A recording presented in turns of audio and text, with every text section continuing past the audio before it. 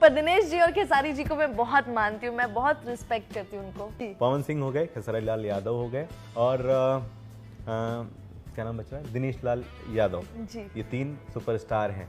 और इन तीनों ही सुपरस्टारों में मैं एक क्विज करूंगा छोटी सी, जिसका जवाब आपको देना है। तीनों में सबसे ज्यादा हैंडसम कौन है? तीनों हैंडसम है। स्मार्ट कौन है? पवन जी। नहीं, दिनेश साले लोग पसंद है, माफ कीजिएगा। नहीं, ईमानदारी से कहना होगा। पवन जी। सबसे ज्यादा गुस्सैल कौन है? पवन जी। सेट पर सबसे समय से कौन पहुंचता है?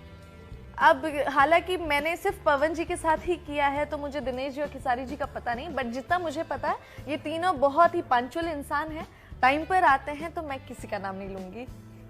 भोजपुरी एक्टरों की बात करें तो सबसे फिट कौन है?